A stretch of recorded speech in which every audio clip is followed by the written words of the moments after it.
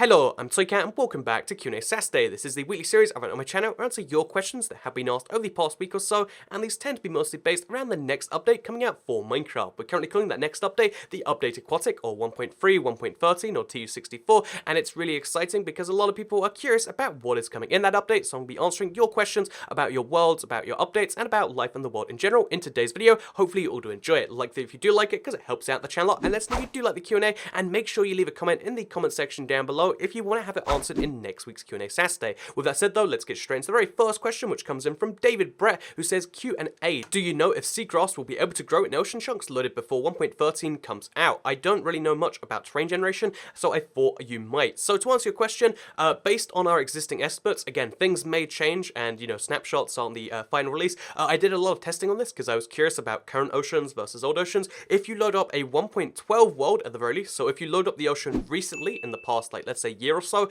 then seagrass will spawn right now. They might change that in the future, but I highly doubt they change it to remove the seagrass, which means that even if you don't get brand new oceans, you don't get the brand new warm oceans, cold oceans, etc., what you will be able to get at the very least is seagrass in your existing oceans. So if you're excited about seagrass, and a lot of people are, then good news, you can get that in your existing worlds as soon as the Update Aquatic does come out. But let's move on to the second question, which comes in from Super Mario Plush 15, who says, Q&A question, do you think they should add natural disasters to Minecraft without mods, like tornadoes, hurricanes, etc.? So I believe they actually answered these questions directly. I know Dinnerbone has, I know a few of the other Minecraft developers have directly said that the reason there are no natural disasters in Minecraft is because even though I admit it would be a really cool idea, having something like a volcano eruption, having something like an earthquake sounds really great on the surface, but it's actually terrible for the gameplay experience, because bear in mind, Minecraft is a game about survival, but it's also a game about building, and if you build an entire house and then an earthquake comes through or a hurricane comes through, knocks it over, that's no fun. There's no way to avoid that, there's nothing you can do about it, and one of the key things they want to do in Minecraft is make every challenge in the game something that's optional. It can't just ruin your existing build, because then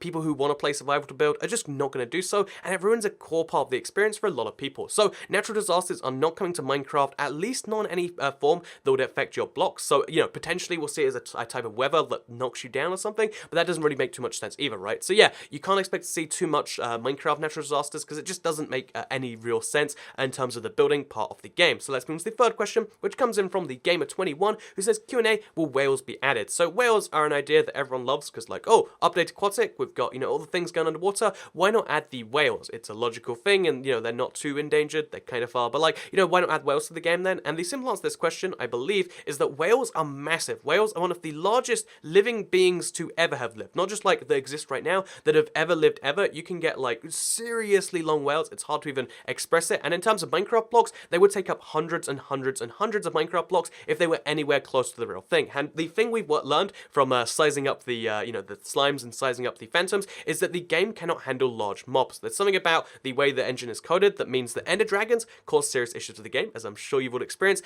It means that, the having huge mobs causes issues, and having whales in the oceans, just one whale would be a problem. Having multiple massive whales in the oceans would be kind of a bummer. So you could have smaller whales, and I know you get like, there are whales that are smaller than that, but again, we kind of defeat the point of some of the whales, and then what would a whale do? So there's two issues here, the technical issue of having the true size of a whale, and the second issue is the issue of like, what would a whale really do? What would it add to the game? Kind of like the tornado question, does it add anything? No. Does it take something away? Potentially, and that's why you can't really expect whales too soon, and given that this is the Update Aquatic, I wouldn't even expect them in the future of like 10 years plus of Minecraft. So let's move on to the fourth question, which comes in from Jake Riley Davis, and isn't a question, but it's a response to last week, so let's do some responsing, because he says, I'm 22, I'm around the average age demographic. So to answer that, because to respond to last week's thing, the average is like 24 according to the stats. However, a lot of like people said, oh, so what about people who use their parents' account, and what about people who lie about their age to say they're 18? Because apparently some features on YouTube are disabled unless you're 18, like unlisted. There are certain videos you can't see, even though you're really unlikely to see them anyway, and you might say you're 18 for that. So two issues here. If you're using your parents' account, then your parent is statistically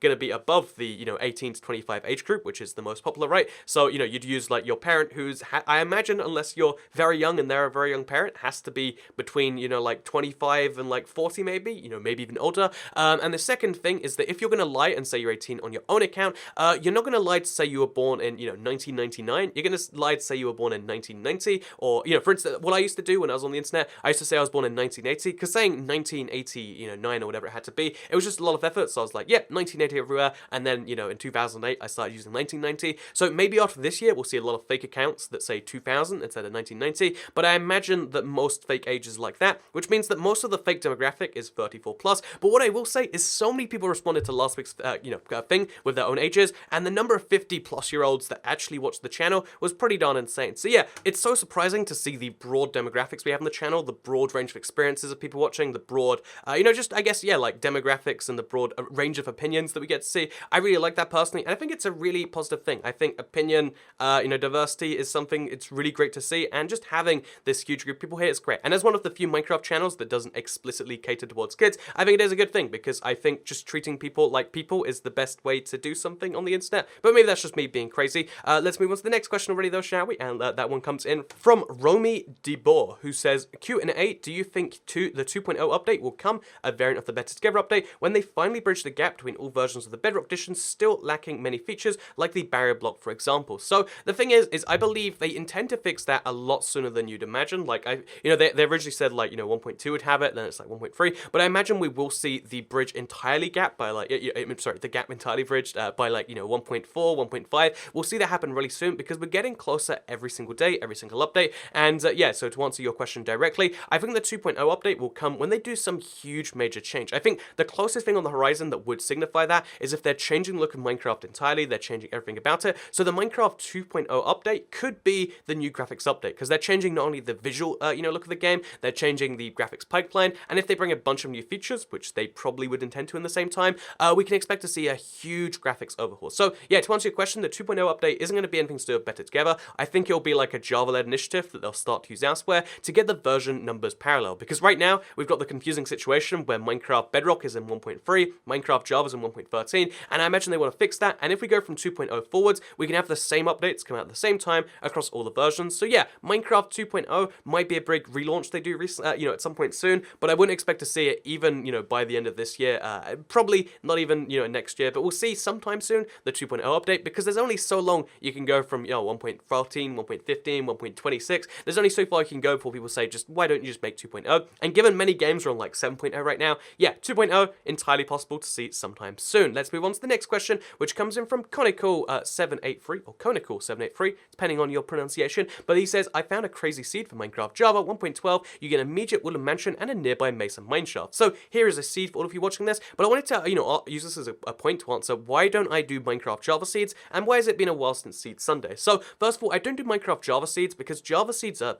they're not infinite, but functionally infinite. You can find anything you want on any given Java seed. You don't need to find specific seeds, whereas Minecraft Console, you do have to find very specific seeds. So that's the first part of this. But the second part is that, Seed Sunday, it's been gone for a while because, like, honestly, we're in that phase where, like, people don't need seeds. People are going to need seeds very soon for the update to Aquatic, for finding icebergs, for finding all this sort of stuff. But right now, there just isn't a huge need for a new Minecraft world, particularly on the Java version, where, again, people have less worlds there, it seems. And also, given that people aren't really into that so much, it then affects the YouTube side of things. So YouTube really doesn't push those videos. YouTube kills those videos dead in the water. And it just makes it a really bad idea as a creator to do it. So thank you so much to everyone sending me seeds. Thank you to everyone who likes Seed Sunday and is going to support it if we come back for a little bit and, see how things go. And I just wanted to, again, give you a thank you to people who are super helpful like this, because I really appreciate in my life helpful people beyond anything else. Like, I know a bit different people like different things, but in my opinion, people who try to help other people, that's the best thing. And thank you to everyone who has been so helpful with the Bedrock with the Java seeds, even if I hadn't been able to use them. It's just a nice little thing. So thank you to that. But let's move on to the next question, which comes in from Thomas the Heretic Chapman. I don't know why you're heretic, but that's kind of scary. He says, do you think the Switch Minecraft worlds will be able to transfer to Bedrock version like Xbox did? And the answer to this question is confirmed yes. So you will be able to transfer Switch worlds to Minecraft Bedrock, which also means you'll be able to transfer Wii U worlds to Switch, which means for the first time for the average user, you'll be able to take your Wii U and your Switch creations and actually share them with the world. The way you can do it is a little bit confusing, because you have to take it from your Wii U to your Switch, take it from your Switch to the new Switch version, take it from the new Switch version onto a realm. You can get a 30-day trial, then take that realm onto your PC or to your phone, then you can download the world from there, and then you can send the world out to the internet and anyone can download it. I know that's literally 3 conversion steps or 4 conversion steps, depending on if you count the phone version to download, but it's a lot of conversion steps. But now there is officially a way to get worlds out there, which is going to be really exciting, because there's going to be this huge wave of maps. A lot of them are going to suck, because, some people think like, oh, I built one tree is cool, but there's going to be a lot of really cool maps coming out at the same time too, and that's going to be kind of interesting to see. Let's see the best things that have been built on Minecraft Switch, and that'll happen a little bit after that, and I'll keep you up to date if anything amazing comes out of it. So next question comes in from Weekly Fox, who says, do you think some Q&A episodes run quite dry, as only so many questions can be asked, right? Edited, because Toycat loves edited. So yeah, to answer your question, do I think Q&A Saturday is running dry? I honestly don't think there's a limit on the number of questions that can be asked. I feel like there's an infinite number of good questions that people just haven't asked yet. But what I do think is that a lot of people, like we will ask the same question every week, or they'll ask a question once and then be demoralized and never ask it again. And again, it's the YouTube con effect, where the worst comments that are down there, the only more worse comments will be left. Because if you like gonna leave like a constructive, useful comment or like a constructive question, and you're like, oh, so all the questions are like, hey Toycat, would you rather eat poop or a book or something? And it's like, oh, okay, then what's that all about? So yeah, I feel like it's a little bit of a balance of like people being burned out after you watch Q&A Saturday for 100 episodes. Are you still leaving comments? So let me just make an appeal right now. If you are watching this and you're thinking like, I have a good question that I haven't asked before, please leave it in the comment section down below, because there is like 500 comments, but of those 500 comments, there is less good comments each time, and that's why and also a lot of people don't watch every single Q&A Saturday, so they repeat questions.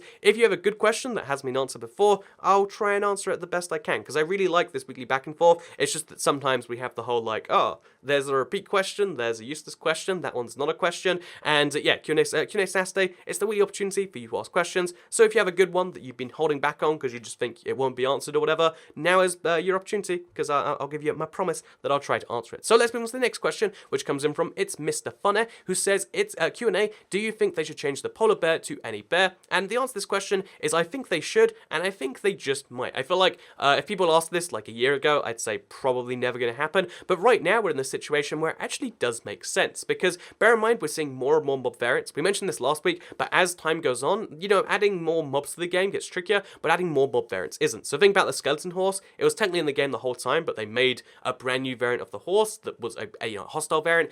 Think about the husk, which is the the zombie one, if I'm not mistaken. There's the stray, which is the the skeleton variant. They're slowly adding more and more variants over time. The mushroom is a variant on the cow. That was a long time back. But my point being is we're seeing more and more variants of mobs, and given that the polar bear is an endangered mob that you have to kill to get an achievement right now, that kind of is against the policy of like having a Minecraft be animal friendly. And I know that was made before the whole thing, but it still makes sense that like if there ever is a big controversy about polar bears and the achievement for them, the easiest solution would be make it so bears are the mob and polar bears are a variant, and then make it so you get the achievement for killing the bears. And again, I think it actually makes sense, and given how cool black bears and brown bears and stuff like that could look in the game, we've seen how cool they look in mods before, I think it is a realistic, I think it's more than realistic, I think it's a likely thing. Maybe not in the next update, maybe not in the one after, but I think at some point in the future, we're going to come back to bears, because bears are a really great mob that are kind of wasted on the polar bear. The polar bear is just a thing that exists, but you could have bears be a real part of the ecosystem, but I don't think you'd want to have polar bears be a real part of the Minecraft ecosystem, so that could be a good way to balance it. Maybe it won't be a variant, but at the very least, they're going to make,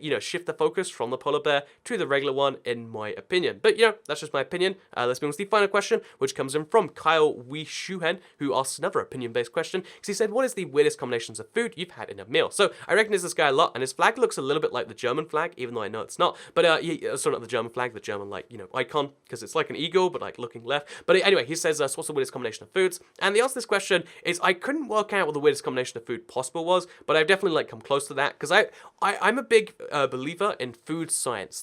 There's a lot of food combinations that have never been tried, because people look at it and say, ooh, that sounds gross. Think about it. Sushi and barbecue sauce might be amazing. I've tried it. It's not actually, but it might have been amazing. And so, yeah, yesterday I had salmon with some spaghetti bolognese. Actually kind of worked quite well. They weren't complementary flavors, but that's kind of how it works. And honestly, I think any combination of foods works together, so there's no particularly weird combination besides, I guess, sushi and any sauce that isn't soy sauce. It seems weird on the surface, and it is a little gross, but it works. And also, whenever there's a buffet, whether it's a buffet restaurant or an airport or something, I always take every single food I can. If I take a tiny portion of that food, that's what I'll do. But if there's 9 different foods, I'll take all 9. If there's 20 different foods, I'm taking a tiny bit of all 20. So I guess I've tried any combination possible. And there are lots of weird ones, but there's lots of good ones too. Just keep that in mind. Food science is important. If we all try every combination, we'll work out something great. Oh, did you know sushi and fried chicken works amazing together? We don't know if it does or not, because no one's tried it yet. So go out, try the important things in life, and that's how we get things done. Or maybe I'm just crazy, I don't know. But I hope you all enjoyed Q&A Saturday regardless. Like if you did like it, share if you really liked it, and subscribe if you're around here, because I make videos like this one every single day on my channel, and if subscribed, you'll see them daily on your homepage. Thank you so much for watching, and I'll see you all next time. Goodbye.